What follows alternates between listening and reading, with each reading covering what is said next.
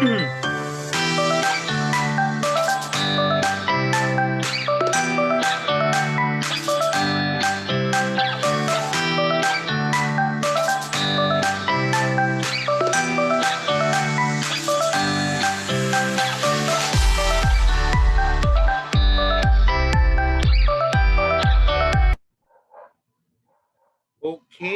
good morning, everyone. Good day. I'm Pat Picasso, your facilitator for today's webinar. On behalf of the officers and Board of Trustees of the People Management Association of the Philippines, 2020 PIMA President Luisa Mila Echevarria, and Executive Director Rene Hener, welcome to today's webinar brought to you by the Asian Institute of Human Resource Management, training arm of PIMA. Special thanks to Asian Institute of HRM Human Resource Management President Lucy Tariela, officers and trustees, and to the PIMA professional staff for making this online learning session possible. Thank you all, everyone, for joining us. For updates on more free webinars, please like and follow PIMA's official social media accounts on YouTube at official PIMAP 1956, on Instagram and Twitter at PIMAP 1956, on Facebook and LinkedIn. Just search PIMAP People Management Association of the Philippines. For those watching us on YouTube, please don't forget to like, subscribe, and hit the notification bell. Okay, so good morning once again, everyone, and welcome to Designing and Administering Flexible Benefits Program. As I said, I'm Pat Picasso, and I'm happy to be your facilitator for this morning's webinar.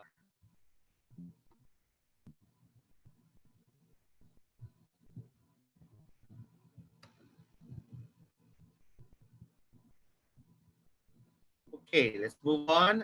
Next slide.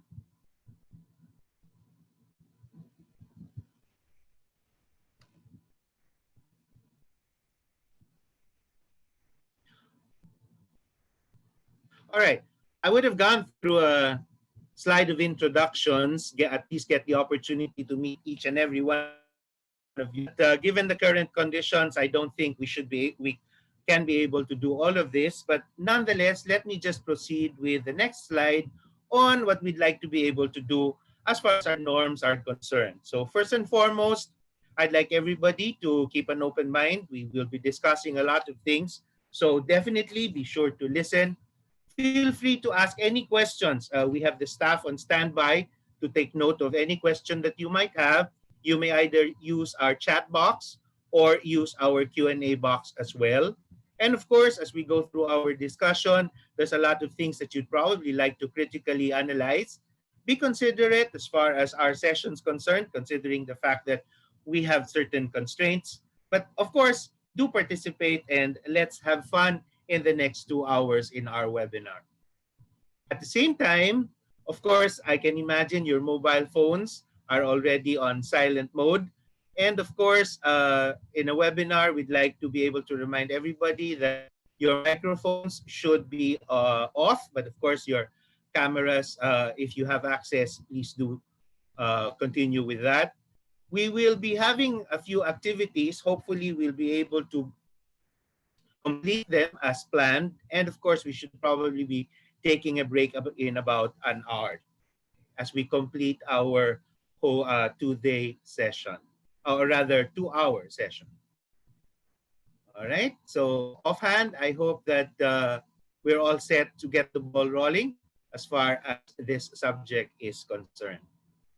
At this point, I'd like us to watch a video. We have a video here we'd like to share with you. It sort of gives us a perspective on how to look at flexible benefits. So if we will go to this first, we'd like to play this now.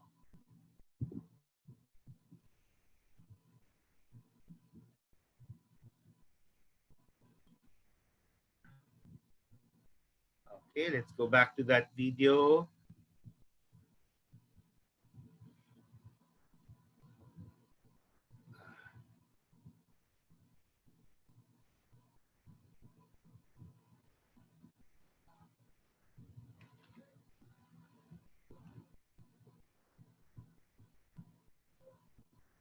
All right. I think we're having some technical difficulties here, but nonetheless, okay.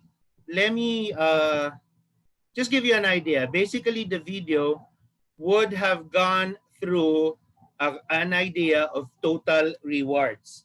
As you can very well see, whenever we think of flexible benefits, we have to situate flexible benefits within the context of total reward system that we offer our employees.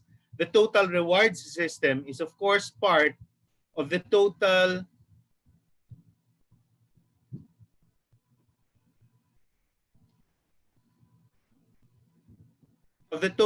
strategic human resource management framework that we practice in our organizations. As here's just a slide on that. Of course, all organizations would have its vision, mission, and strategy. Of course, looking at the opportunity to be able to get performance from employees, no? At the same time, to inculcate good values from among people. In order to be able to do that, we also know that in human resources, we go through various functionalities. Like starting from the upper right-hand side, you have human resource planning and staffing.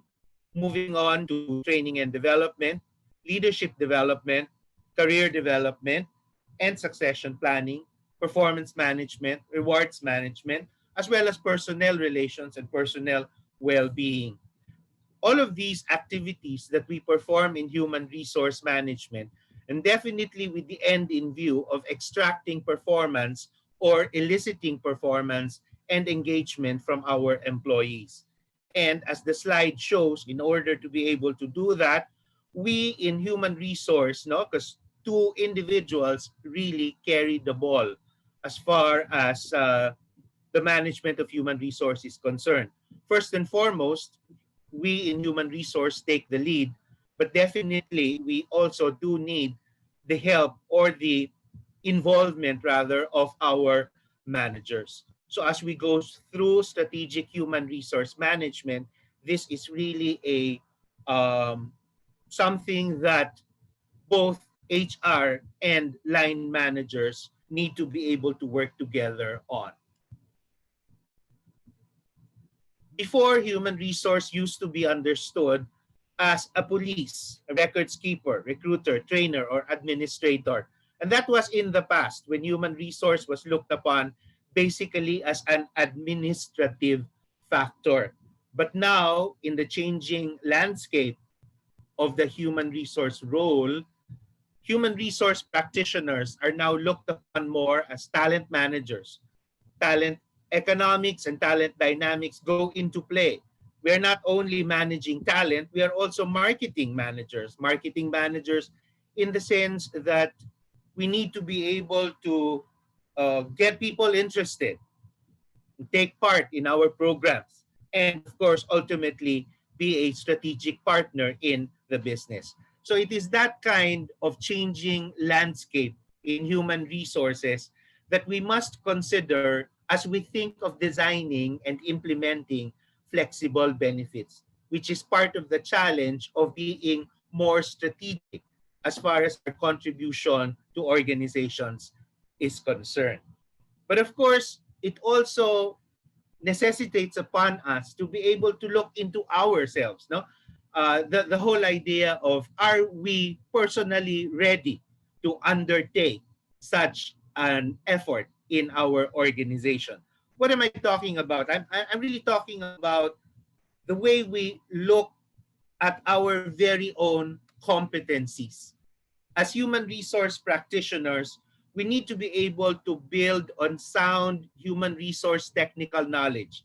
Now, here are four interconnecting core behavioral competencies required to deliver world-class HR. let me start from the bottom left-hand side of the screen where you have personal mastery. What is personal mastery? Personal mastery is really sustaining one's professional credibility, your very own personal integrity, and moral ascendancy in the delivery of excellent and cost-effective HR services. So it basically asks the question, are you really interested in human resources? How well do you have you mastered yourself? Isn't it like every time we have a new staff in HR, or we sometimes ask ourselves, bakit ka nag-HR? Why did you go into HR?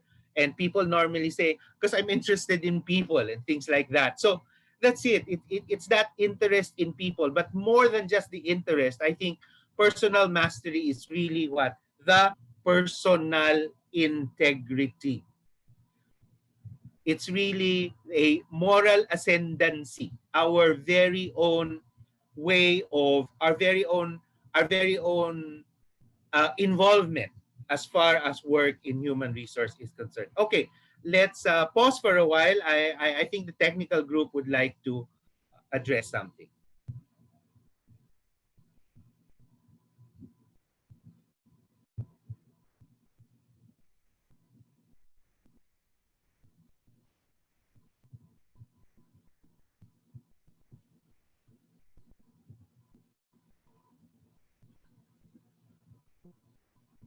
All right, I think we can proceed. Okay, so uh, all right, all right. I think that adjusts it. Okay. Thank you, guys. Thank you for adjusting the slides. All right, let's move on. So from personal mastery, let's move on to the competency of engaging people in change. Now, what is that all about? It's constantly, and this is the one thing that I really like.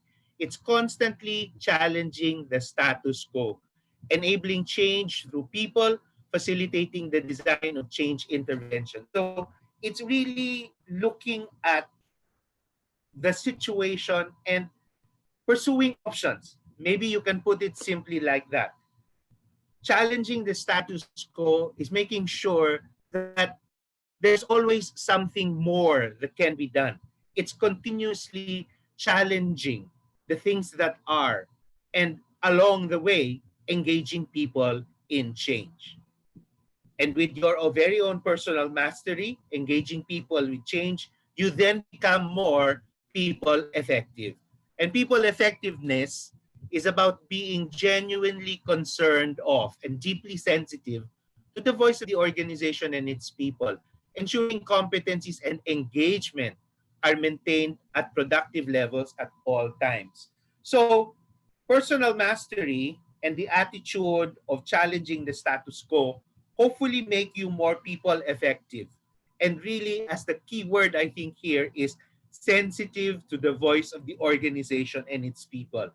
Alam nyo kung ano ang nangyayari sa inyong organisasyon at sa mga tao ninyo. And it's not only knowing what is going on and what is with the people in my organization, but it's also really ensuring competencies and engaging them at productive levels. And I guess that would be the measure of people effectiveness.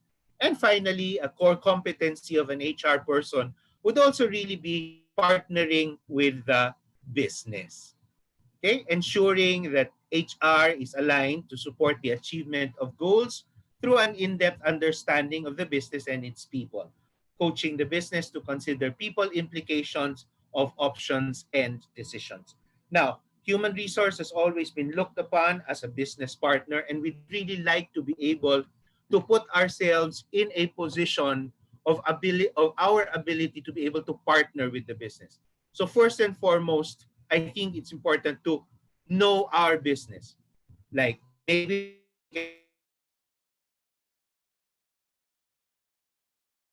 earns. I think that's where you begin to know your business first and foremost. Eh. Do you know how it earns? Do you know what makes it able to gain revenue? And from there, you can partner by working with the people in the organization.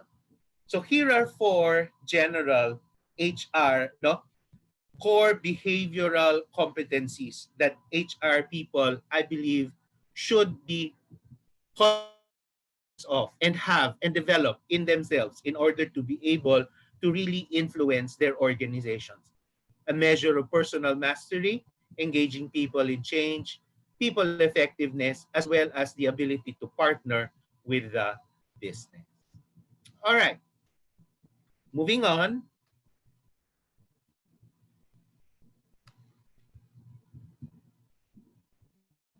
Okay, let's move on to the next slide. All right, oops, there. As I said, we'd like to position this discussion within the context of total rewards. So we're going to take a look at the principles and concepts of total rewards, and then we'll walk you through the kind of design as far as flexible benefits are concerned. All right, so total rewards. Let's move on. All right, here you have a slide that shows you certain challenges, okay? And these are very realistic challenges that are present right now in our environment. You know, as far as companies or enterprises are engaged, companies would look or are concerned about not just engagement, retention, competency development, as well as managing costs. Employees, on the other hand, if you will look at the right-hand side, employees are concerned about higher rewards, capacity for the employer to provide continuing employment, healthcare, oh, especially nowadays in our times of COVID-19, that has really shown, you know, how important that can be to any worker at that for that matter, no? And as far as moving forward is concerned, future retirement. So both organizations have their interests and employees have their interests. But all of us are really within this environment of challenge brought about by globalization, technology, postmodern culture, pluralistic postmodern culture, as well as financial crisis. And I guess everybody is currently aware that right now, given the current COVID-19 situation, how we're going to deal with as we go back to our working environment is really something that is a challenge again to each and every one of us. Okay? So, with all of those challenges, here's another slide which I hope, okay, here's another slide which gives you that contrasting view, reasons for joining a company. Now, this is very interesting. Take a look at the left column when all employees were surveyed. The blue color represents what employers think all employees want. So employers think that all employers want challenging work before base salary, before career advancement, before health and wellness benefits, and down the line. But when actually surveyed, employees, no, all employees said that it wasn't really challenging work, or rather what they say is what's important to them is base salary before job security, before career advancement, and down the line as well. So right there and there, you can already appreciate the difference in perspective. What all employees, what when it comes to all employees, what employers think employees want versus what employees themselves actually want. Now, that's all employees. If you look at the right-hand side column, you will see when it comes to high potential employees this time. High potential employees, employers think will want challenging work ahead of ability to impact performance, ahead of career advancement opportunities, ahead of base salary and down the line. But when you ask the employees themselves, no, what appears to be more important to the high potential employees is career advancement before base salary and job security. Then only number four, challenging work. So it really is a contrasting a position that employers and employees take. And this is now the challenge to us in HR. How do you bridge the gap by programs that we can hopefully implement to in order to be able to somehow that, like I said, bridge the gap or meet, bring see how management or how employers can meet employees and employees can meet managers, and in such bridging the gap really do go into more performance as they move along. Okay, so it's really this contrasting view, which is again a challenge to us.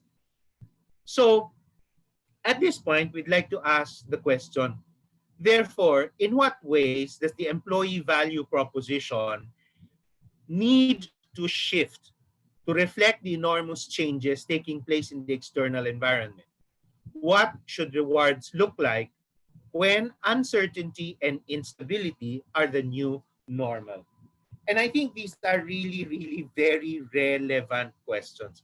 Because when you talk of employee value, these are the specific reward programs that make it real in the employee's eyes. So what is that now? We probably need to shift. There's so much really. Like we at this point in time, we really have nothing definite as to when we can all go back to working. But I guess it's really also time to reflect, on the enormous changes that are taking place, and what should our reward systems for employees look like when uncertainty and instability are really getting to become the new normal? Okay, so the employee value proposition is, of course, by definition, an implicit contract or deal between the employer and the employee articulating the nature of the experience, where the employer offers in exchange for the employee's dedication, productivity, and sustainable engagement. So from employees, we want their productivity, we want them to succeed, we want them to be engaged. But the side of the employer, what are we going to do in order to be able to articulate precisely an engaging experience for the employee? Okay.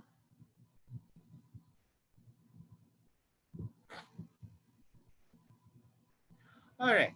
So as you can see, sorry, let's go back to that slide. All right, let's go back to those. Uh-oh.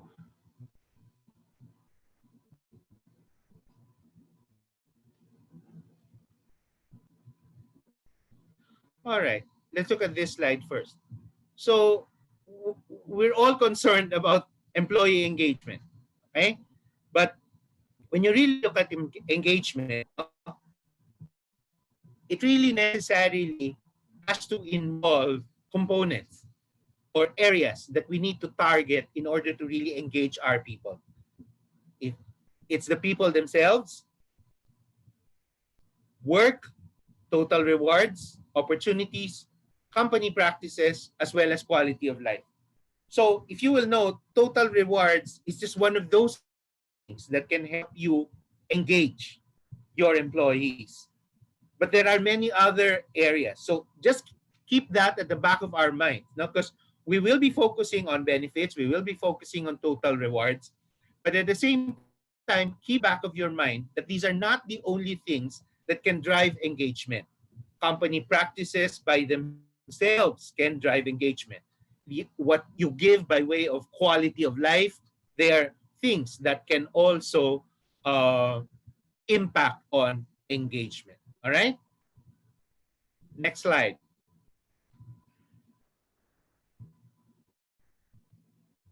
All right. So when we talk of total rewards, we've certain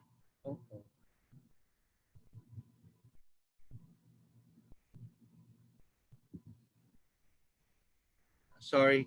All right. Okay. We talk about the cost of providing the benefit. Okay, we all know that benefits are not cheap. No, we definitely have a cost to that, so we definitely must take a look at that. The ability of the reward program to attract, motivate, and retain talented employees. Now, let me call your attention to this particular parameter. It is to be able to attract, motivate, and retain talented employees. No?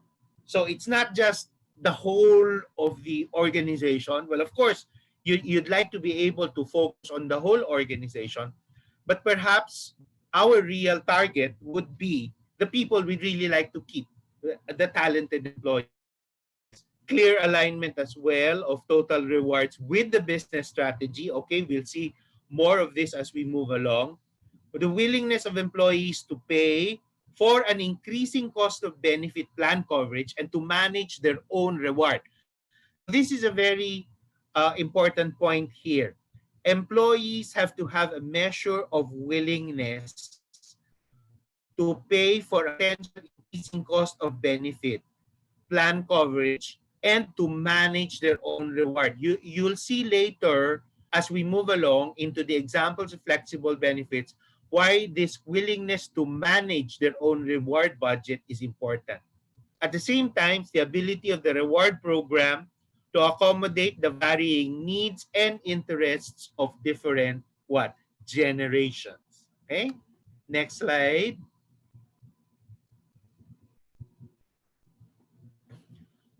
We should also look at broadening the rationale behind total rewards because it brought the definition beyond traditional benefits.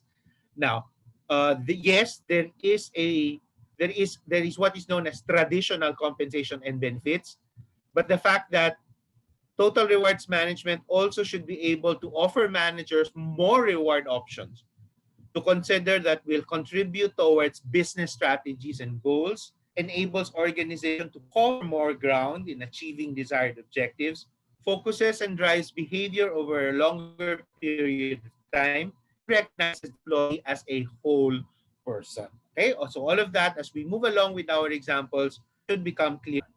Next slide.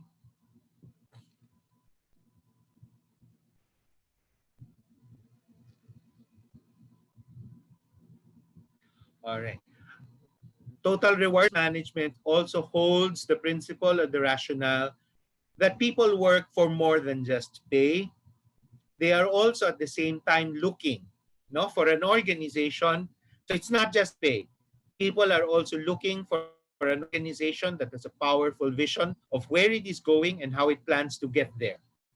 At the same time, to an organization that wants to foster individual growth in acquiring skills that prepare them rather to add value to the business. So it's more than just pay. It's the knowledge that employees know they're growing, that they're growing with the organization. It's going somewhere. And that organization can also contribute, no, to their acquiring skills. So it's not only pay, it's also individual growth.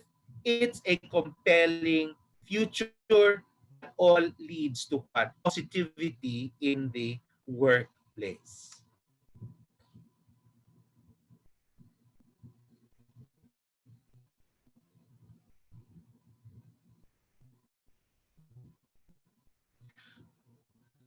So total reward strategy is a holistic approach. It encompasses everything employees value in their employment relationship, like compensation, benefits, development, and the work environment. No, so that's Kaplan. Now, you will note the total rewards management here. Look, it does not only involve compensation or benefits, but also at the same time, development and the total work environment. So it's really a holistic approach. Okay, next.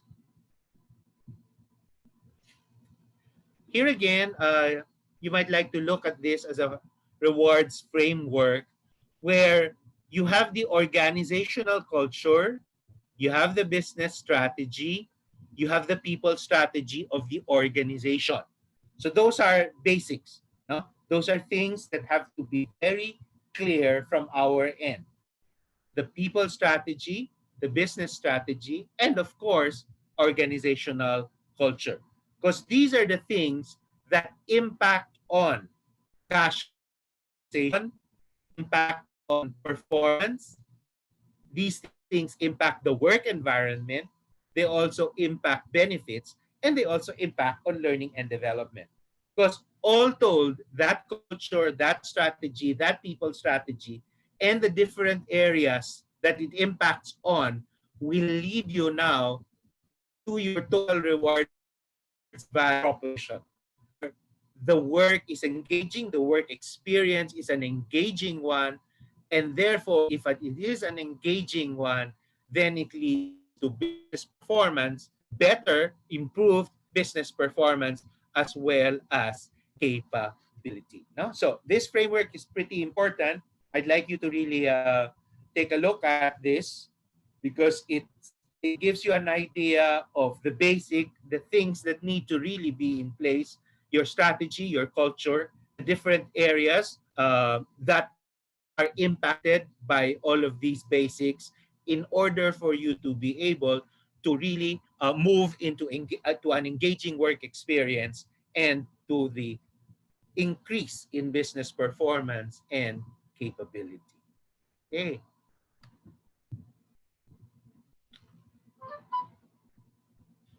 So you see that the total rewards management proposition connects with the business strategy to create a high performance culture. It creates affordable and sustainable costs. It generates maximum return on the reward program investment, and of course, supports your employment brand. All right. So it's really that total rewards perspective which is necessary in thinking about flexible benefits. Because all told, of course, it will have impact on your cost, on your return, and uh, on your employment brand. Okay. The next slide also there shows you, puts you that framework. All right. Remember the earlier two slides back that we showed framework with the organization culture, business strategy, people strategy. So here, put in another concept, no, from the designing phase on the left side to the delivery phase on the right side. Okay, so as you put together your rewards framework, you necessarily have to look at how are you designing it, your mix, your alignment, no, whether they are linked to one another, and of course the flexibility. You'll go through communication, governance and administration, and of course, very importantly, you'll need to be able to measure the effects of what you're doing. And all of those things, all right, will go into how well you're able to deliver. All right, so here's a choral complementary framework to the earlier one that we saw, where this particular framework brings now into for your design, the necessity for a good design, and then how well you will communicate it, how well you will administrate it, and of course, subsequently, your measurement of results. Right? Before, of course, as you go through your delivery of your total rewards framework. Okay, next slide.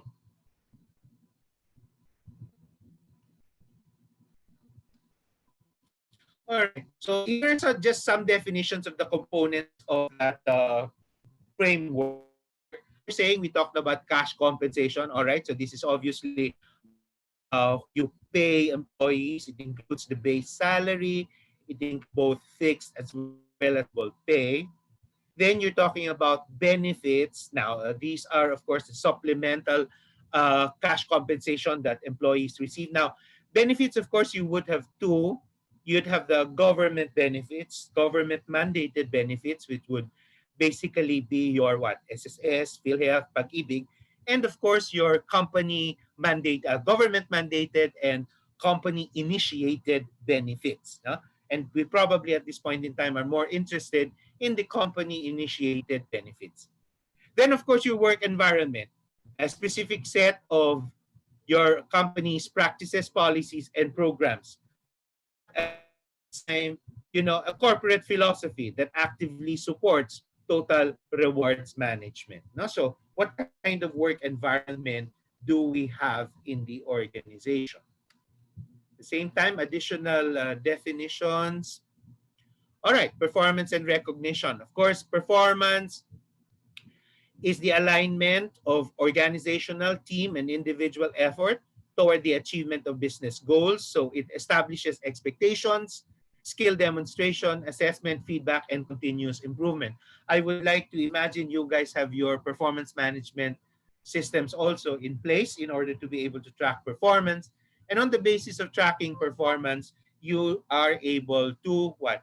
Give recognition or special attention for very good employee action, effort, behavior, and for that matter, performance. Okay, slide.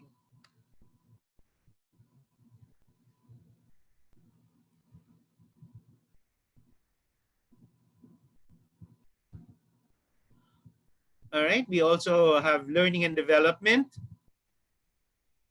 Of course, development, a set of learning experiences designed to enhance employee skills, and of course, career opportunities within the organization. All right. At this point, I think we have a question. Let's see. Uh,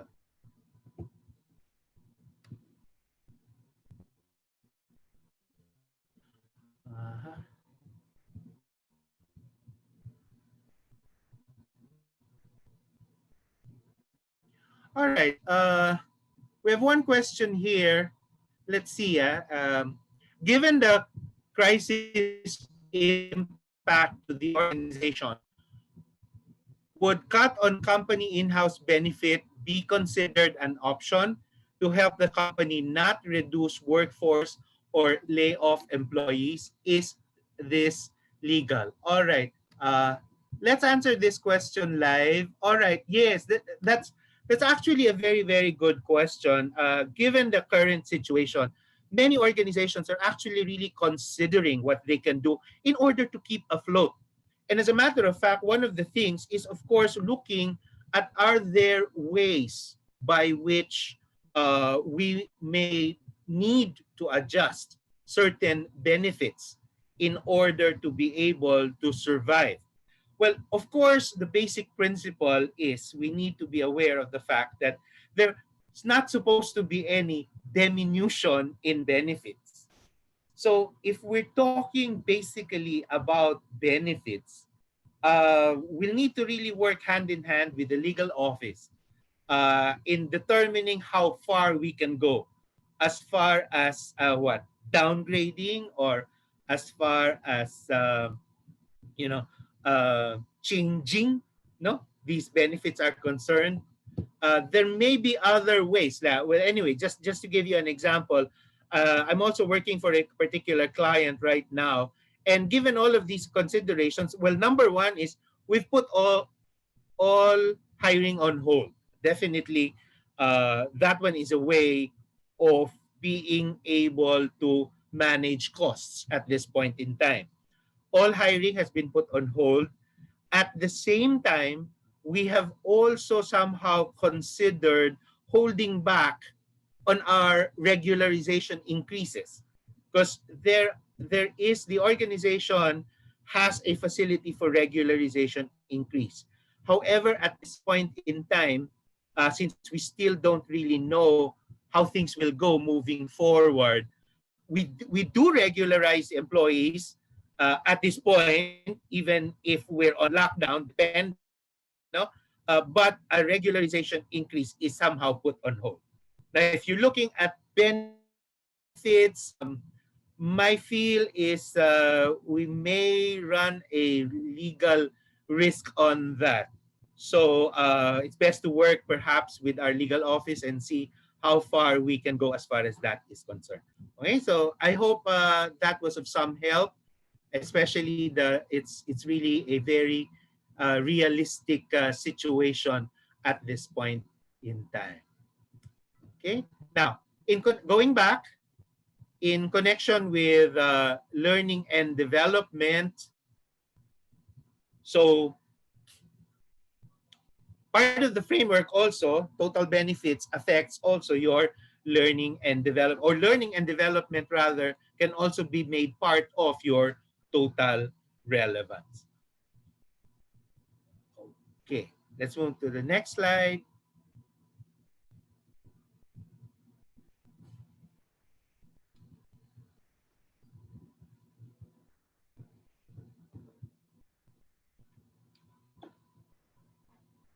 All right, so there you see what we just talked about. When you look at total rewards, so these are your components to total rewards. Cash benefits, where cash would include your salaries, your allowances, your bonuses, your benefits, government mandated as well as company initiated, your work environment, recognition programs, work-life programs, as well as learning and development. Okay, here's another way of saying it. Total rewards would encompass all of those things, no? Pay, benefits, recognition, work life, as well as learning and development. Okay. Now, here, the role of each component, because cash basically sets a basic lifestyle. It's your basic cash component, and therefore it gives employees a measure of the kind of lifestyle that they can enjoy. As far as variable pay incentives are concerned, this impact on performance, where you definitely have to link pay to performance and provides a differentiation based on the levels of performance. So like you would normally give excellent performers a little bit more than you probably would give satisfactory performers. No, I noted the question also earlier, something like high potential employees. All right, how do you identify or how do you measure? Now, in answer to that question, high potential employees are identified largely through the help of your performance management system. No? Depending on the measures that you have in your performance management system, you should be able to identify who are your excellent performers, your very satisfactory performers, as well as your satisfactory performance. It should give you, should be able to give you a cross section, no, a cross section of the performance levels of your employees. Okay. Now, you can also have such other variable pay incentives such as gain sharing. Now, benefits, of course, the usual retirement, medical, and of course, perquisites, something to boost employee pride, so to speak. Now, representation, executive leave, cars, these would, of course, impact on status and recognition, enhance the image and the recognition of employees, as well as for business representation purposes. Now, so each component of what you put into the total reward system has a particular role to fulfill. Okay?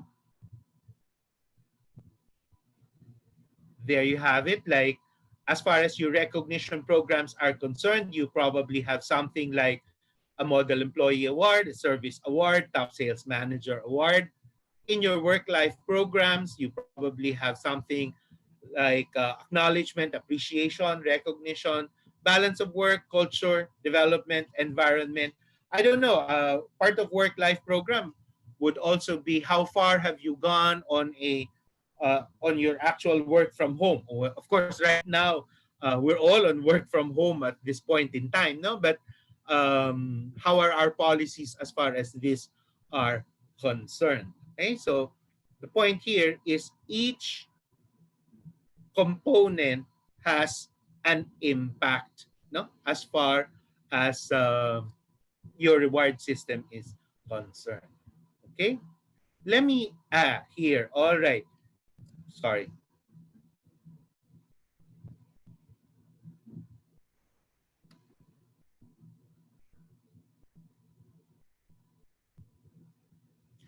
Here, uh, let me just finish this slide, no, because I'd like to sort of put everything in context first, because if you'll notice, depending on your objective on the left hand side, if your objective is to either attract the right kind of associate, retain critical talent, drive performance, shape behavior, recognize effort, help employee meet needs, or improve the quality work of life, the shaded blue will give you an idea of what to work on. So if you want to attract the right kind of associate or retain critical talent, you'll probably look at your base salaries plus your incentive programs. But incentive programs can also drive behavior and shape desired behavior. And at the same time, benefits can also recognize extraordinary effort or help meet employee needs, in addition to retaining critical talent. Recognition programs can help you not only retain critical talent, but drive performance as well, shape desired behavior, and recognize at the same time extraordinary effort. While your work-life programs will not only help you retain critical talent, but also help employee needs as well as definitely improve quality of work life. So this grid shows you something which I hope is going to be very useful depending on your objective, the kind of program that you should consider implementing. Okay, let me go at this point back to some more questions and answers. Let's see.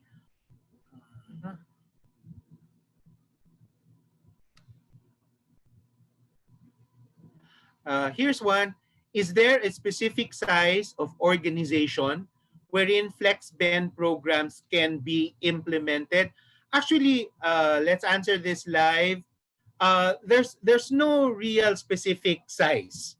Um, it can work for what, a few of 50 employees to as many as 1,500 employees. The idea with a flex bend program is you are giving them the flexibility of choice. So there's no real specific size, although the size of the organization might impact on the cost. Okay, so that is probably something. But if it is something that is cost effective, that you can manage cost effectively, even if you're a small group, then fine. You can proceed with a flexible benefit program. Size normally affects not the implementation of the program per se, but on the cost of the benefit. All right. Here's another one. Earlier, we mentioned about diminution, which of the components of benefits can be reduced legally and which those cannot. All right. So as I was saying earlier, perhaps it's best to have our legal people with us in looking at this matter. I would in my very own practice, when it actually involves a legal matter, I will definitely want to sit down with the legal officer of the company at the same time. I can, of course, be so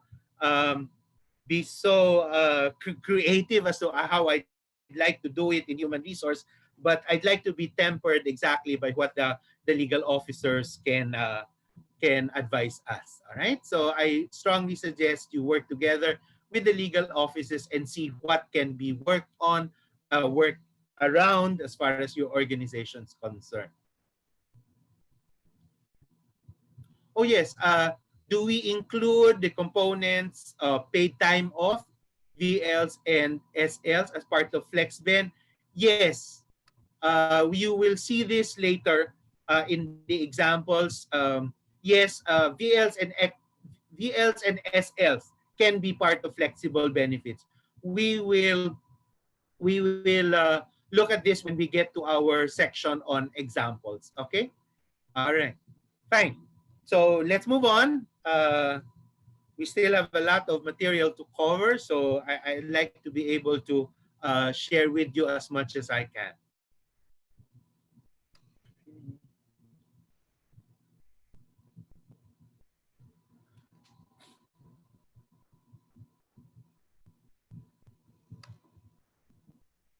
Okay.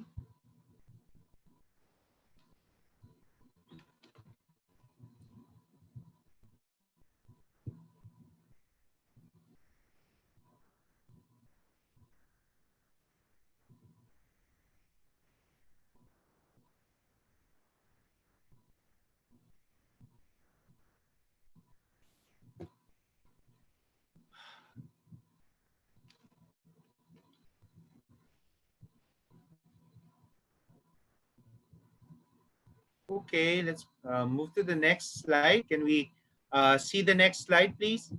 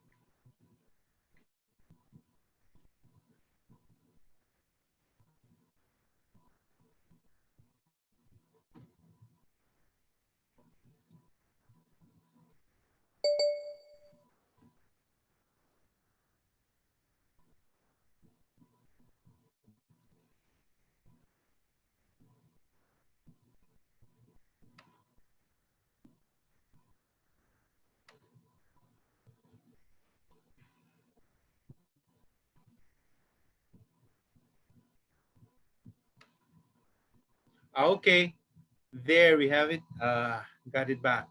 Sorry for that. I lost the slide for a while. All right. So there, okay. So here we are again.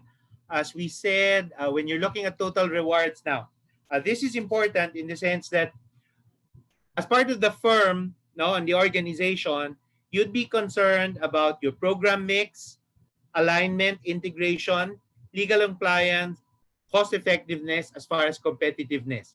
When it comes to the individual level, so it's a two-pronged relationship, actually, company and employee. On the individual employee level, individual valuation is line of sight, communicating desired behavior, as well as managing changes. No? So these are key principles in total rewards management. Okay, let's move on. So we're looking at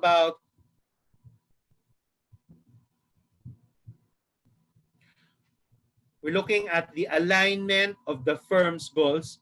So your rewards management should be aligned to your firm's goals, integrated with your HR interventions, and of course, considering the kind of mix in your benefits, fixed or variable, comp and ben and recognition programs, of course, the cost effectiveness of your package, compliance to statutory requirements. See, that's very, very also important. Oh, number 6 is something that you'd like to be able to benchmark with competitiveness, because your rewards system should also be able to make you more competitive. It's not only to drive engagement or drive performance in the organization, but also to make you competitive versus your market. Individual valuation. All right, now where does it put employees? You should look at internal equity, no? Performance as well as person. Line of sight. What is line of sight? Line of sight is if the employee appreciates that it is relatively, no, reachable, that the benefit is relatively attainable for him. Hindi yung parang you conceptualize of something that's very attractive, but it's so difficult for the employee to reach that kind of benefit or to avail of that kind of benefit. No, so when you say line of sight, it's the relative ease by way an employee or by which an employee will be able to achieve or enjoy rather that benefit. Okay, and then of course it serves as a communication device to nurture and emphasize entrepreneurial activity and at the same time manage changes in what? Compensation levels. Okay. So we now need to look at coming up with competitive packages to attract and retain right quality people, balance between formal programs as well as cost implications, suitability to your culture, and the higher cost of purchasing benefit programs. Now, here, this one's important, is an important issue. You need to have an infrastructure for implementing a good total reward program. Technology, all right. Availability of formal management systems, as well as the cost of availing expert advice. So when you're talking of total rewards, when you're considering flexible benefits, one thing to consider also is your infrastructure, because management of a flexible benefit can be tricky, can be challenging, and you need to have an infrastructure of it. Now, when we go to our examples, we'll see what we'll see more about this infrastructure requirement. Of course, identifying key behaviors that will be rewarded. What do you really want to reward? What do you really want to encourage in the organization? Creativity, willingness to take risks, dealing with ambiguity, okay? Things you need to take a look into. And then more of variable compensation to support entrepreneurial growth, short-term incentives versus long-term what? Incentives. Okay? You might like to take a look at variable pay also in addition to flexible benefits and of course performance-based benefit programs. Okay. Culture of strategy as well as your delivery structures. Flexible versus standard, maximize technology, and here, this is important, explore outsourcing. In benefit giving, no, or in what you call this, in conceptualizing a benefit, consider also how it can be outsourced, if at all you can outsource the benefit. All right. So moving on, I would have had an activity here with you, but here's just some teaser question. Perhaps you'd like to keep this in mind. Does your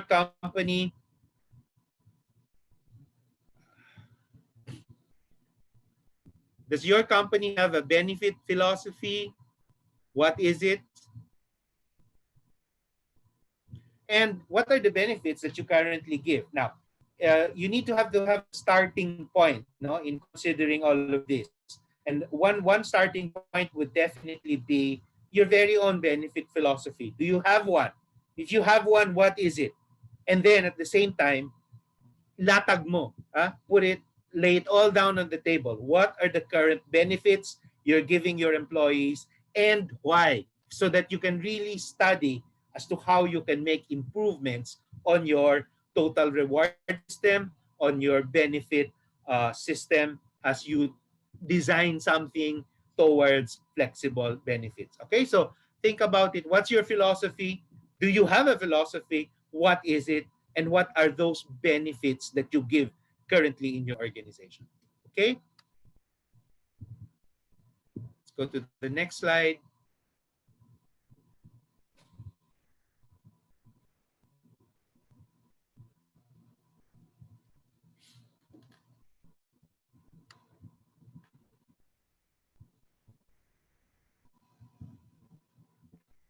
All right. Because when you're talking of benefits, there's several objectives. You meet welfare needs of employees and their families. Now, take note, no? Because when you design a benefit, you're not only considering the employees. To a certain point or to a large extent, you're also impacting their families. Okay? So look at it comprehensively. No? In what way are you impacting on employees and potentially also impacting on their families? At the same time, how much limit, what's your tolerance to providing as much financial assistance to employees? Or you contribute to organizational objectives, of course, in attracting and retaining talent.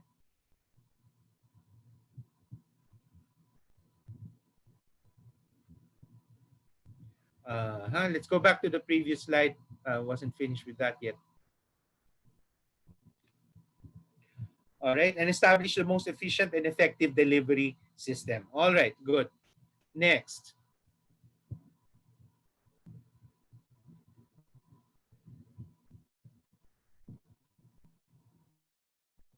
All right, so here you have typical benefits. All right, these are traditional benefit programs.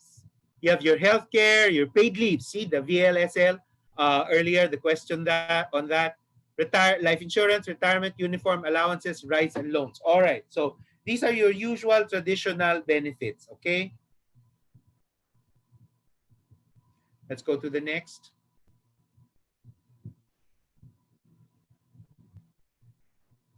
Now, each benefit would have a philosophy, would have a rationale. Like VL is intended, uh, why did that change? So like all of these have their philosophies. Rice benefit will ensure that the employees and their families have a source of stable food. The service award recognizes. So each benefit will have a reason, will have a rationale. And that's also very important to consider. What is the rationale of the benefit?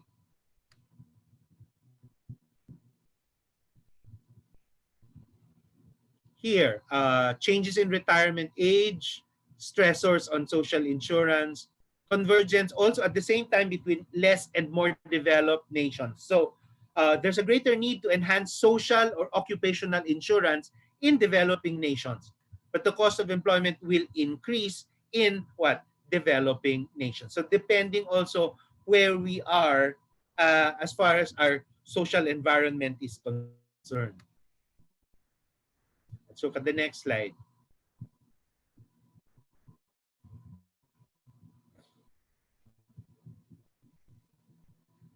Okay. Now you also have decreasing fertility rates to consider, fewer working people. In Asia Pacific, you have the growing importance of benefits from nice to have to must have. And this one's rather important, no? Yung the must have kind of concept where you need to be adding flexibility, assigning opportunities, as well as wellness and prevention. Of course, wellness and prevention, our annual checkups, biometric screening, health risk assessment. All right, these are trends that you might want to consider. All right, now I think this is where we can go now into the depth here.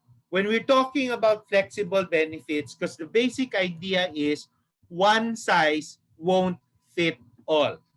With the increasing diversity of the workforce, traditional benefit structures are beginning to get what? Obsolete. Okay, I hope we can appreciate the implication of that. Companies are normally would normally approach benefit traditionally. Yung bang one size fits all. You have a standard roster of benefits that everybody enjoys. But it has been shown that such a concept might not work for everybody, given especially the multi-generational issues that we have in organizations, where we have a mix of, many generations, where you have a mix of, individuals wanting this over wanting that. So given that consideration, that's where the idea of flexible benefits comes in. Okay? So why not, if one size does not fit all, why not change the game? You have a traditional where you have 12 to 15 vacation leaves, 12 to 15 sick leaves, health and life. But look at what you can be flexible with, no? Now, you'll notice with a budget of 60,000 points. Now, this is a budgeting approach, no, that some organizations can use. You can look at leaves, health insurance, even health insurance for dependents, life insurance for dependents, checkup, gym, rentals, spa, provident benefit, medicine, optical, and down the line. Now, plus, if I may add, other benefits that are more suited to the times. Okay, there may, like, what are you thinking of? I don't know if you might like to consider vouchers or trips, travel. People like, well, right now that isn't too much, it's not too possible to do at the moment, no? But then moving forward, there still may be certain things that we can think of by way of flexing our benefits. The idea is finding something that can go beyond being what? Being traditional. Okay, that's the idea behind flexible benefits. Let's look at the next slide. There you go. But when you're doing flexible benefits, look, things you need to consider. Right down the center of it is feasibility and readiness. All right. So flexible benefit, we need to study, is our organization ready for it? Is it possible? We need to look at financial flexibility, cultural readiness, because cultural readiness is very important.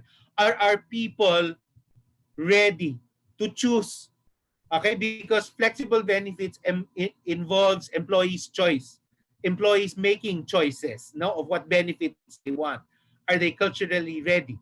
As well as your administrative capability, alignment of these benefits to objectives, and of course, very critical, support. So a very basic question in flexible benefits: is your company ready for flex?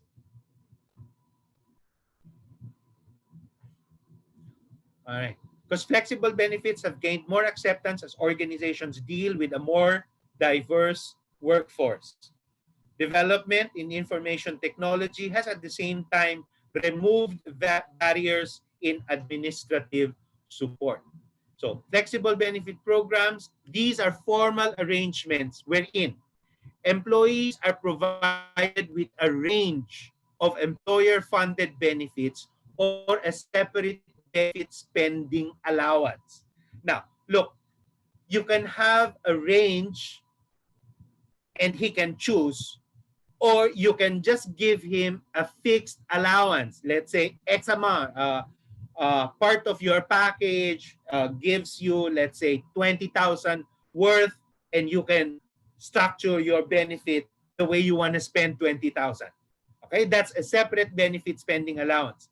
Employees can choose benefits from a menu of options using their allowance or downgraded benefits and salary contributions. So it's really a structure that passes choices to keys depending on how he wants to package his various benefit.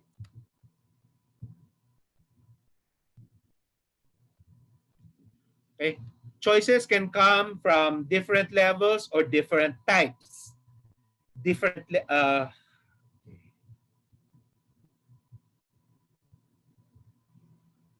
or it can be different types of benefits. Because with flexible benefit schemes, employees have the choice to retain existing salary and simply vary of the benefit with the allowance. And so you vary the level of benefit within their allowance or adjust their salary up and down by taking fewer or more benefits respectively depending on the offer. Right? So I hope you're getting the idea of how flexible benefits scheme works. Okay, it's something that you can adjust up or down by taking fewer or what? More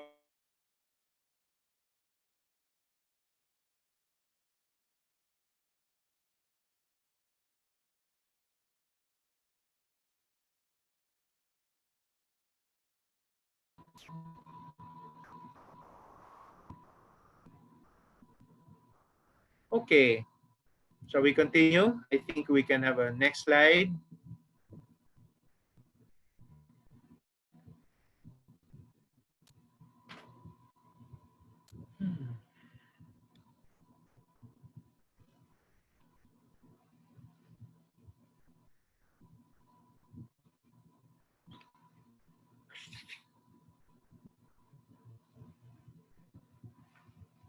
All right.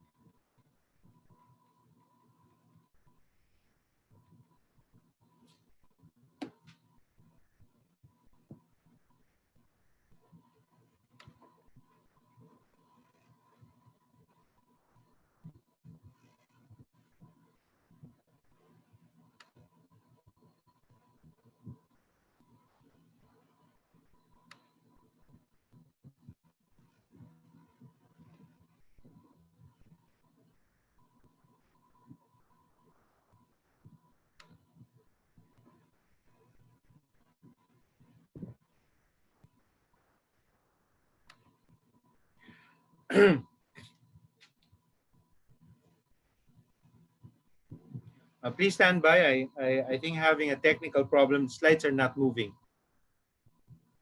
All right, there you go. All right. Okay. You can look at an alternative of way of packaging benefits from standard common content to all to a more differentiated. See there you go to a more differentiated content. How do you customize content? You can either customize content by level. For example, you have for the supervisory level, for the senior rank and file, for the managers, for the executives, you can customize your content from a defined benefit and cost to a varied funding or from company prescribed to employee participation. No? Okay. Next slide.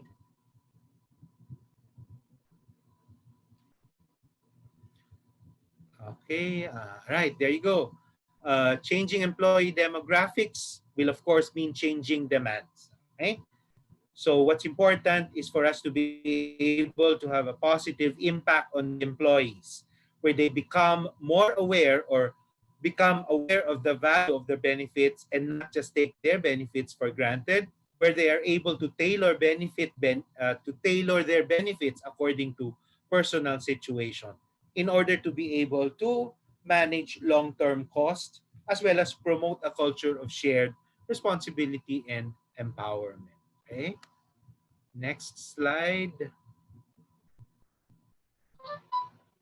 All right. See, so this is what I mean when we say, all right, that there are definitely changing employee needs. Okay?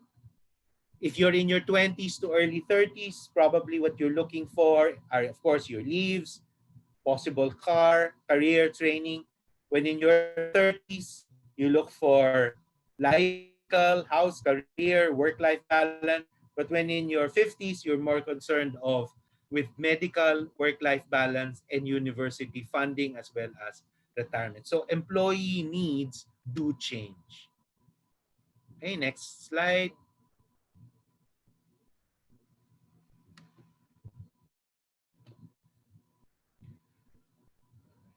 So why are we encouraging flexible benefit? And basically, we encourage that because it can form an integral part of your reward strategy and should work in conjunction with your goals and strategies. And it has also been found that introducing a flexible benefit scheme will increase the perceived value of the reward package, no, at no additional cost to the organization. So we do really recommend you looking into the possibility of um, designing something along the lines of flexible benefit. There are certain good points that can really come out of having a flexible benefit arrangement. Okay, next slide.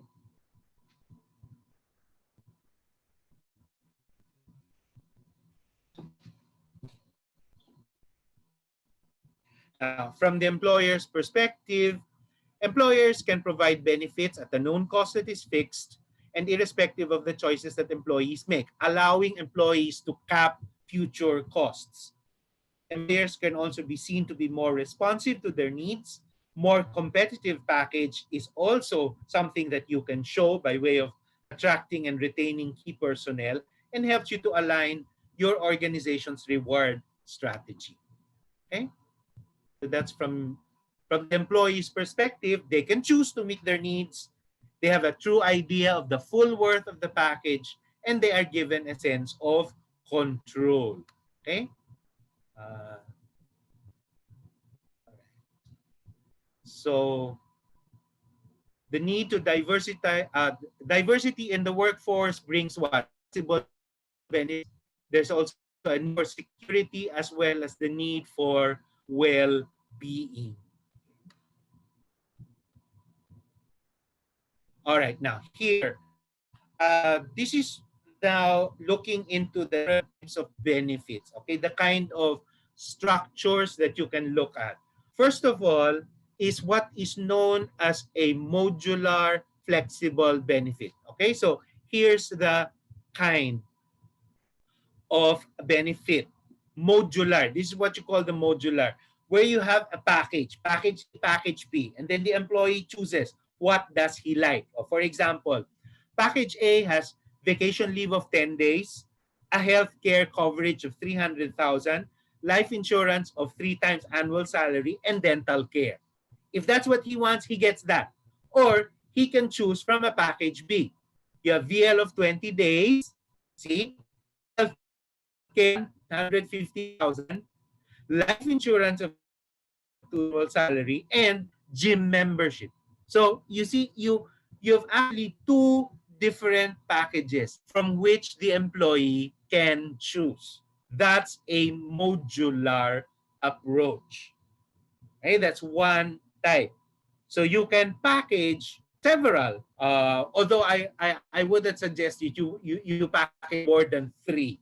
No, perhaps three would be the maximum number of packaging that you can look into because an employee will need. If an employee will need to choose from so many, you might make the choice rather difficult to do. So perhaps three. I guess a maximum of five is something that you can consider. But you can structure your benefit packages this way, pre-designed modular. All right? Let's take a look at another. All right. Another would be a combination where you have, if you will notice, as part of the total rewards, you have the basic salary, you have core benefits, but there's a flexible program, the colored violet portion, where in addition to the core benefits, he can choose from life insurance, vacation, not a FSA, fixed salary allowance. Right? These are salary fixed allowances actually that you can look into. That's another way of looking at it. Combination type. Okay, wait, let's look. Another type I'd like to show you outside of the modular here. Wait, moduline. There you go. That's the slide I was looking for. Wait. So you have the modular. That's it. You have the modular, then you have the core plus, which is a combination of the traditional benefits and a flexible component. So you have a core benefits which are maintained for everybody, but at the same time, you have a flexible plus portion where employees choose to add on. Employees can purchase benefits through credit that are given to them every year. So you have two basic choices. You have a modular, they pick the package that they want. Then you have a core plus. You have a core, which is good for everybody, and then they can choose from certain benefits. Right? This is what I was talking about. This is the core plus, where you see it, the blue box has the core benefits, but you have a violet box where you have the flexible component.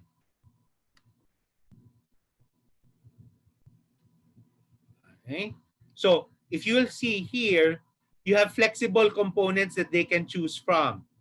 You have a vacation component, you have option 1, option 2, medical component, option 1, option 2, life insurance component, option 1, option 2. Oh, there you have the flexible spending account, the FSA. I'm sorry. So that's what the FSA means, a flexible spending account where he can choose additional benefits. Okay? Or you can have a full flex. That's the third type of benefit. Well, all benefits are part of the selection and there is no core program. Employees can design their own what? Benefit package available that you give. All right? So I hope that helps you get an idea of how you might like to structure it. You can either go modular packages, as I said, perhaps not more than 5 that they can choose from, or you can have a combination core plus. You have a core which is good for everybody, plus flexible components that they can choose from as add-ons to their core, or you can have a full flex where everything is really what? Depending on their choice of benefit. Okay?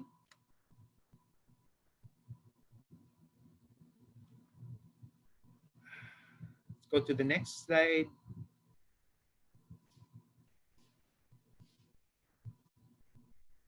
All right. Now, when you're going through flexible benefits, what's important, now this one's another very important framework that I'd like everybody to be conscious of.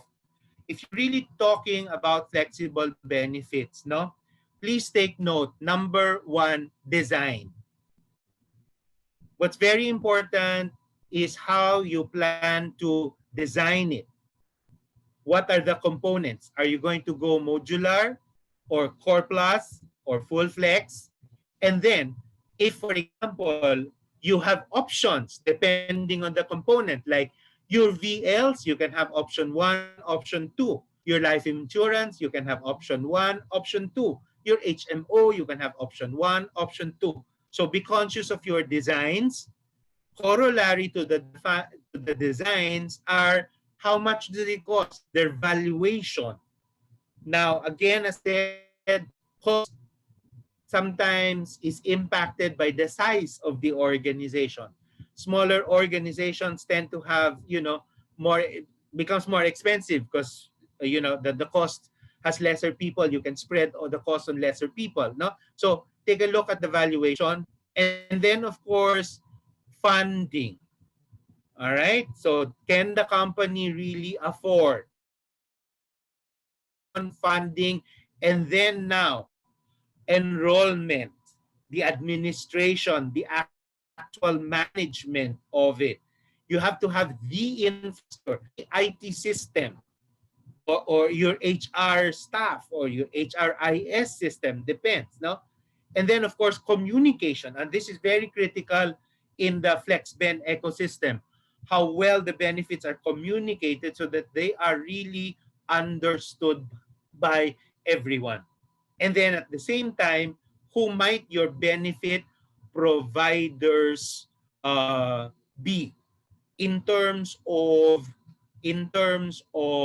outsourcing? Remember in the beginning of the session, we did mention to you that there will likely be possibility for outsourcing. So please take a note. This is the ecosystem by which you will be engaging yourselves in designing flexible benefits. Your design, valuation, funding, enrollment, system, communication, as well as benefit providers. Okay. Well, let me just make a quick run through of the remaining slides that we have, no? In order for us to be able to have a little more time. I can see you guys have lots of questions. I'd like to leave more time for that as well. Okay, so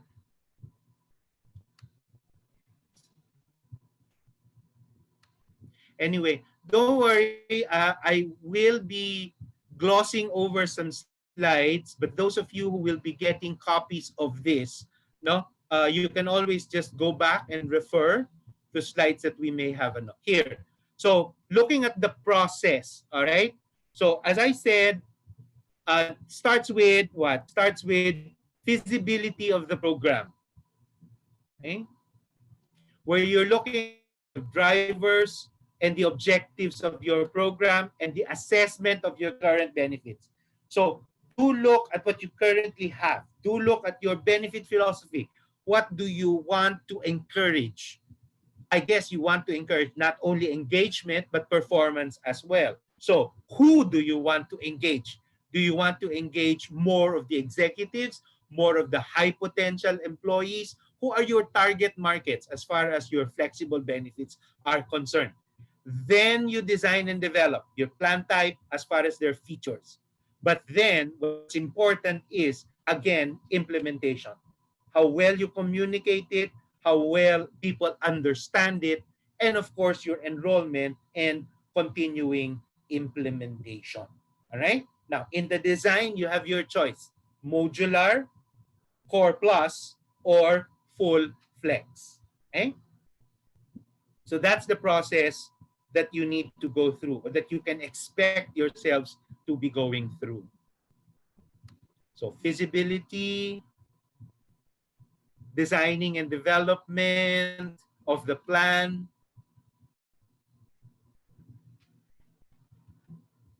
Okay, see, when you go into the products, you have to be conscious of the pricing as well. Okay, yeah, that's the ecosystem we showed you earlier. All right, now, and of course, delivery. How do you deliver? How do you, enrollment? Now, number two is important. Administrative system to track selections and advise providers and administrators. See why you see now why the infrastructure is very, very necessary.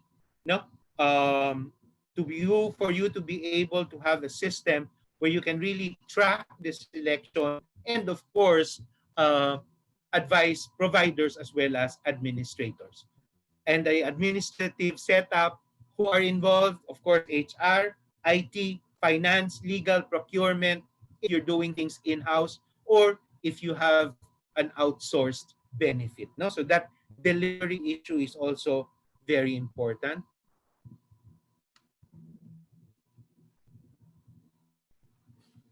And of course, costs, something that you need to look into. Now, cost management is very important.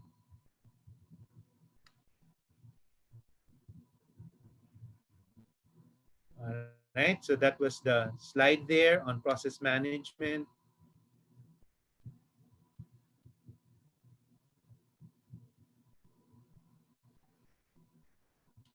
let's see. We're nearing the end. Oh, here now the enrollment. See, uh, there's a template form here that we can see there. See, there you go. When you enroll, so like look at credit. Say an employee has a benefit credit of 30,000 pesos. And then you have the options that he can choose. Core is insurance air. So insurance costs him 500. Healthcare for the employee alone costs him 3,000.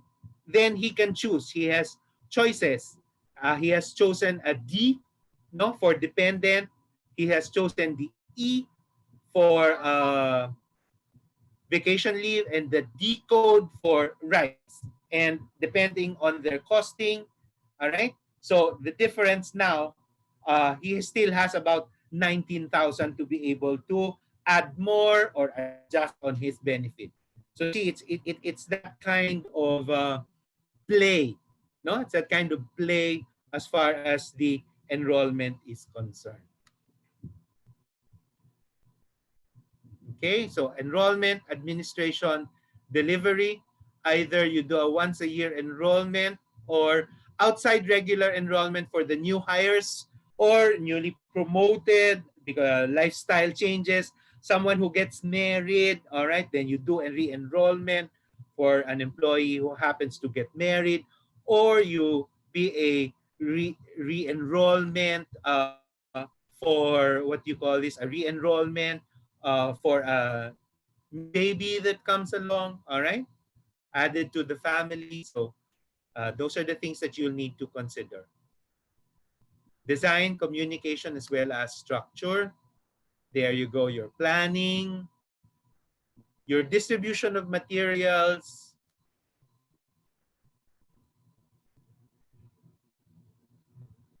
updating the system. All right, and this is also one of the things which is necessary because as you track and as you administer as you track and as you administer your flex benefit program, you'll probably need to be doing some updating as you move along.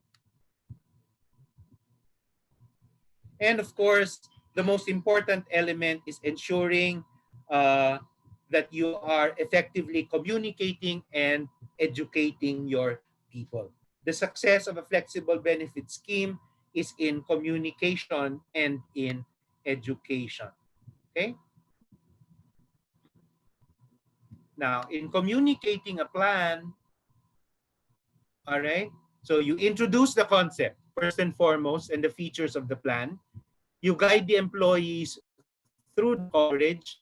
You assist managers in helping employees in the enrollment process, as well as providing sufficient ongoing administration to ensure continued acceptance of the program. So communicating the whole program is very important. And look, it's not only communicating it, but sometimes you'll need to go through training activities for it, like orientations. I guess you have your HMO orientation, or like during your company orientation, you discuss the leaves and the more traditional benefits. All right, so that's part of the whole process of communicating and training the employees as far as flexible benefits are concerned. Okay. Let's just finish a few more slides. So your plan, it has to be a written statement of what communication actions you will engage to support the accomplishment of specific goals, the time frame for carrying out the plan, the budget, and how you will measure the results. Okay, let me delve on this. No, you need to know how effective your programs are doing. And in that sense, you will need to structure at the same time how you will measure the results. For example, you're practicing a modular package approach. All right. So over a period of like a year, among the employees, new hires, existing employees, you'd probably like to study which package is more often chosen than other packages. All right? So it's things like that so that you will know how to adjust and where to adjust as you go along. The same is true if you're doing a core plus. Because your core, okay, you give that. That's good for everybody. Then the plus, which or among the pluses, what are moving? What choices are really being made from the plus? Or if you're doing full flex, what are the common choices from all of the different organizations? Now, I got a question that flashed on the screen somehow, no, that said, hindi ba dapat benefits common to everybody para walang inggitan? Well, yes, that's a very basic premise. Okay? Benefits para walang inggitan, all right, that they have. But if you will notice, even the government benefits are tiered. Like your benefit for SSS or your let's say your benefit for pag-ibig, how much you can borrow or how much you will get depends on your contribution. So it is common to everybody, but it can be tiered depending on your level in the organization. Either you consider your salary level, no, or your rank level, or even for that matter, your performance level. Because you can make certain benefits available at higher performance levels. If you're really a performer, you get this more or you get much more of a particular benefit. If you're a performer, see, because it gets to become a way of rewarding performance. You're flexible enough because you want to reward the performer. It's not that you're just boxed in by a traditional what? It's not you're boxed in by a traditional approach. All right, I hope you're getting what I mean. No, where flexible benefits allows you enough flexibility to reward what you really want to reward. Okay, without putting anybody on a lesser category or something like that. No, that's not the point. The point here is structuring it in such a way that it drives the performance. It drives the what? Engagement. All right. So I hope you're getting the the gist of it. Okay. Let's just finish off a few more slides. So communicating the plan, that's important.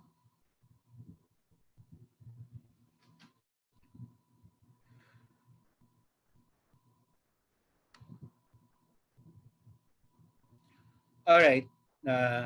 Here's just a grid. Like if your audience is management, your providers or union, what's your key message, channel? Okay, here's a grid for a communication plan that you can use depending on your audience, your key message, your channel or media, who's responsible for it, and the timetable. All right, that's something you can refer to as you plan out your communication plan.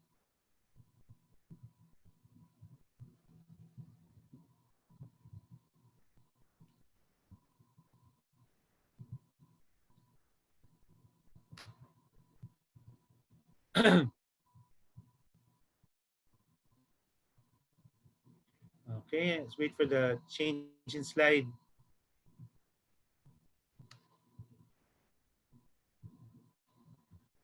Here, all right, there you go. It's still part of the communication plan.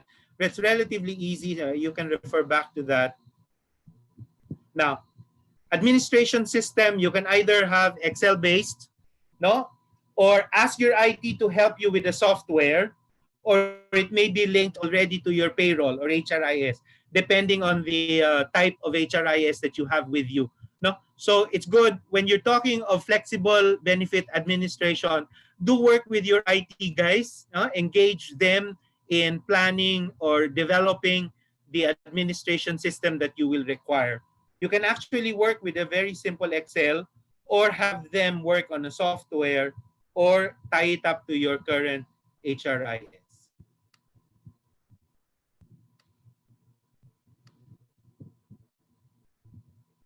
Okay, now here's what I say when you need to manage your delivery: track coverage, pay benefit, monitor cost.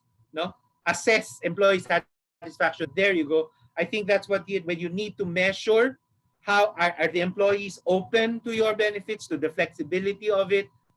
All right. Then you monitor performance of your providers. I would imagine you're getting reports from your HMO providers, so you must also monitor their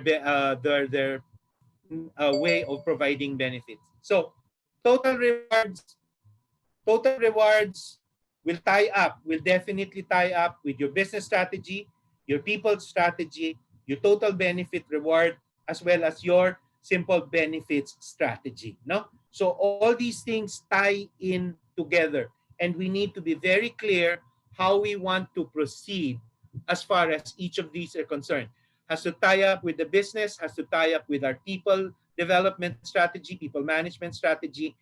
Then you tie in your rewards, then you tie in your benefit strategy. Okay? Just I think, uh, let me go to,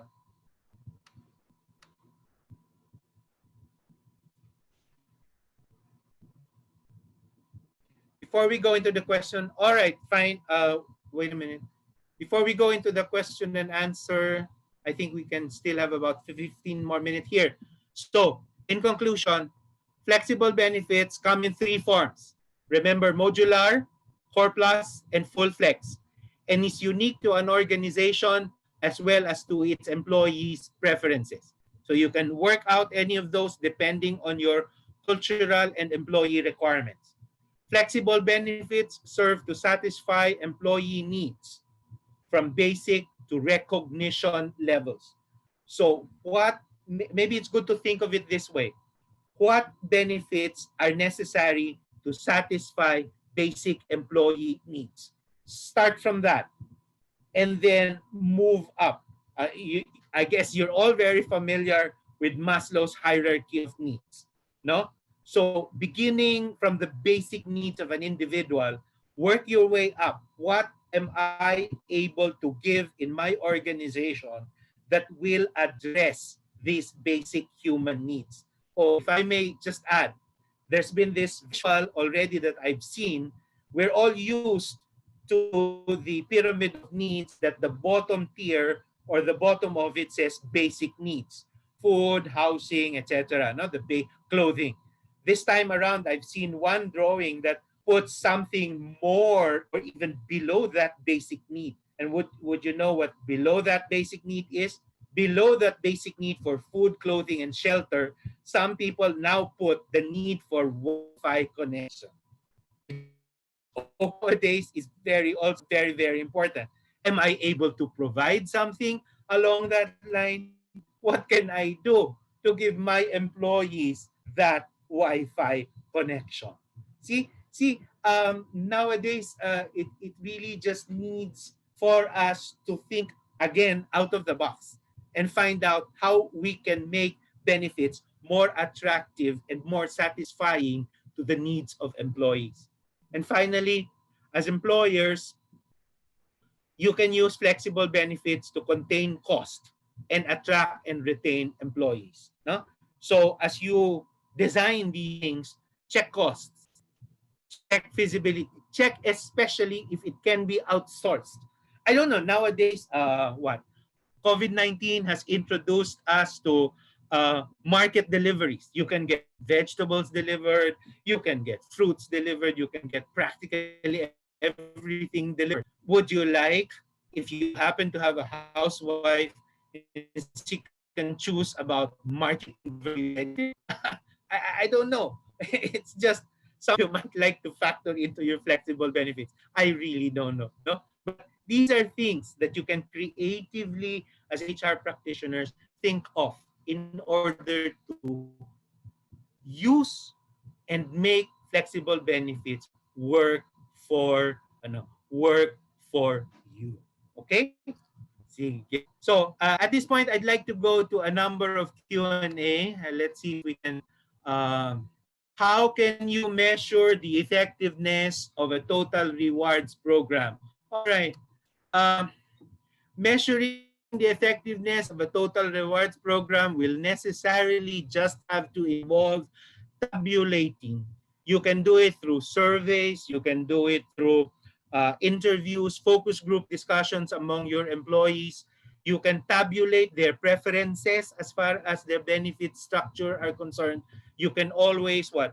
You can always have something that will give you an idea of preference, no? And as you get ideas of preference, then you will see how effective you are. All right. So devise a survey or call them to a focus group discussion.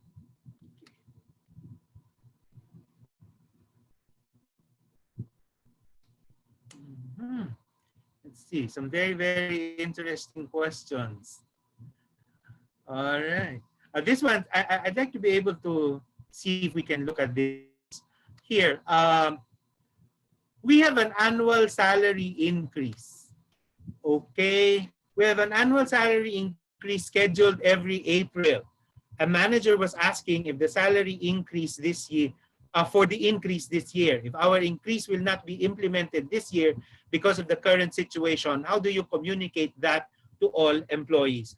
First things first, I'd like to recommend that you sit down first with your higher management. This is a very, very real situation. Many organizations are deferring salary increases that are supposed to probably be scheduled already. I really don't know as far as supposed to be scheduled bonuses are concerned. But if you're talking about increases, I do know that several organizations are deferring increases.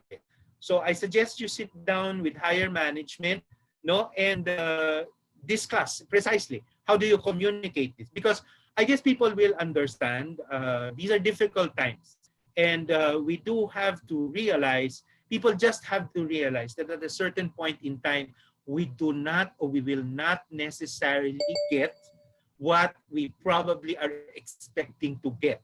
Because precisely previously, I mean, all of that was given normal circumstances, nor usual normal circumstances. But circumstances are not usual at this point in time. So I hope everybody just remains open to that.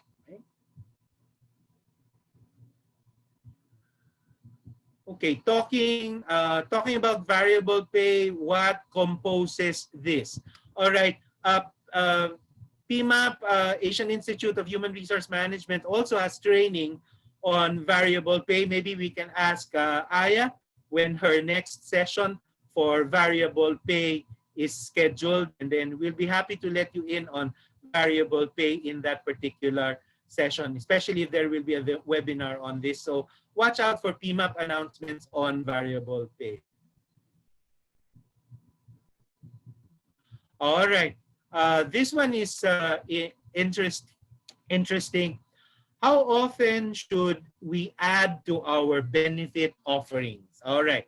Is there a general percentage we should consider on our total benefit package annually? All right. It will be best that this is dictated by the results of your review. No? If you do conduct an annual review benefits, then adjustments will be dictated accordingly, because you need to have a basis. I will not say adjust every year. I will say adjust depending on the results of what your survey shows you. No? So you'll need to really get into a survey or a study of how effective your benefits are going. Now, as far as the general percentage increase is concerned, that will depend on the ability of the organization to handle the cost. Oh, but nowadays, I don't know, given the very adverse economic effect we are experiencing at the moment, maybe I will not recommend yet, no, at this time, looking at adjusting benefits. I will probably look, even right now in this situation, I will probably look at flexing some, seeing if I can make tipid somewhere. I really don't know. Depends on your actual benefit, no, and your actual costs. Because if it will allow me to do that, then I can hopefully elevate a recommendation to management. But adding at this point, increasing at this point, baka wag muna. No? Let's see how things settle down first as we move along. Right?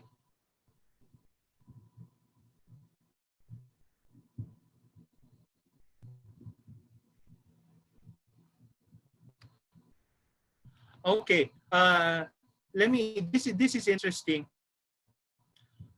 Clarification on flexible benefit, wherein it was mentioned that salary can be or can move up or down in favor of other benefits. Does it not violate the no diminution policy? All right. Well, frankly, salaries move up and down. I well more like up, no, rather than down. Salaries move up on the basis like when you give what? When you give merit increases, salaries move up, right? So in that sense, now when you're talking of benefits, kasi look at it on a monthly basis. Look at it at a total annual package. All right? When you're packaging, it is best to also consider your total annual packaging, no? Because you may keep the salary steady, no? The salary component, the basic cash component steady, but you're adding on the benefit such that your total pay is moving or down, depending, no? Kasi down in the sense that you may move a particular benefit or cost rather, benefit cost from here to here.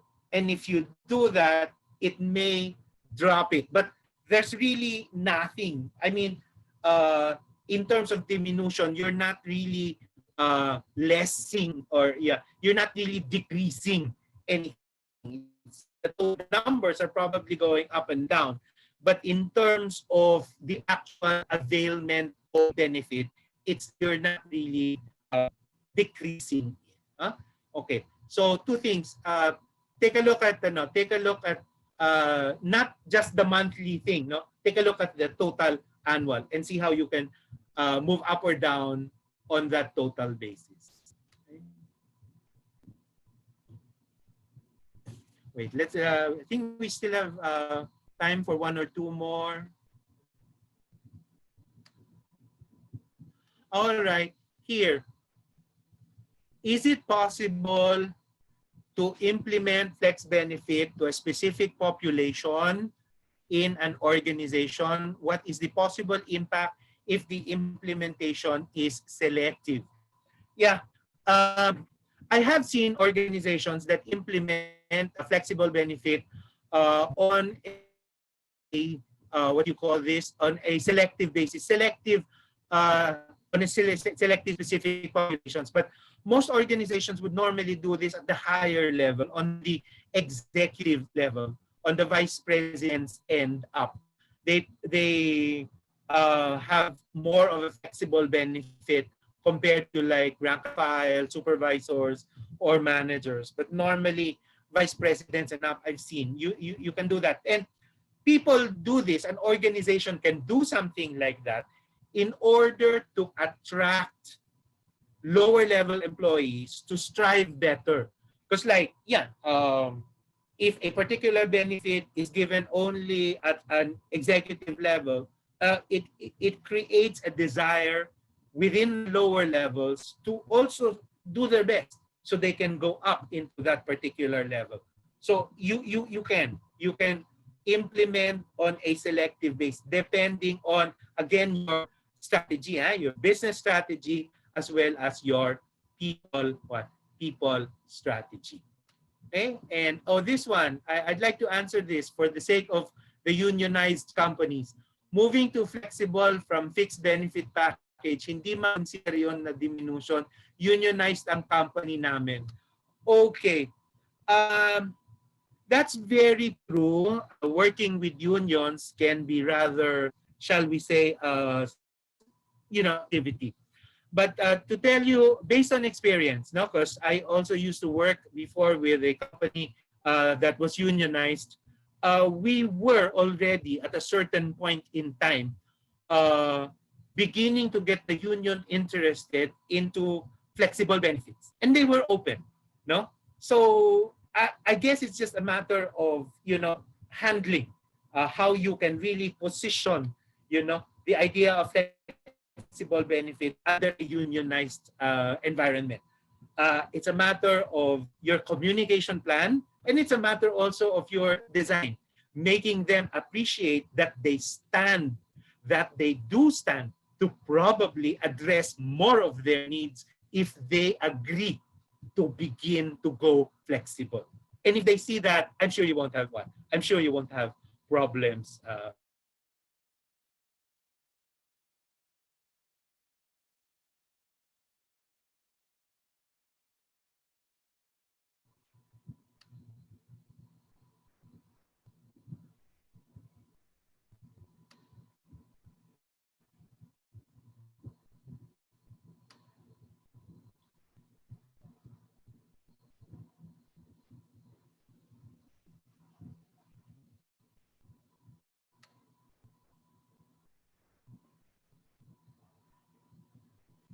All right, here.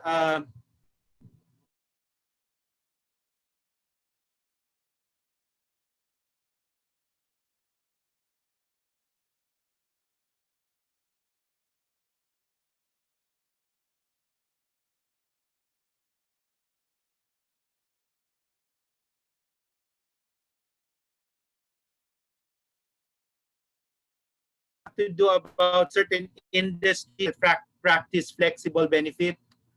Okay, just something just to share with you. Yes, one industry I know, there are industries that do practice flexible benefit. One that I'm familiar with, bank have flexible benefits, no? And as far as their benefits are concerned,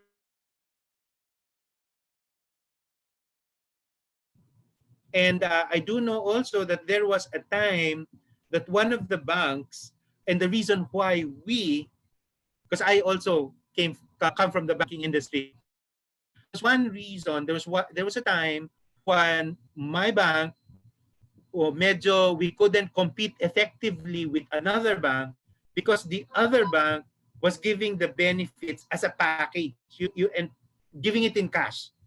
While we were giving traditional benefits, that bank would cost their package, benefit package, and then give it as salary. So they would quote a tremendously high monthly pay.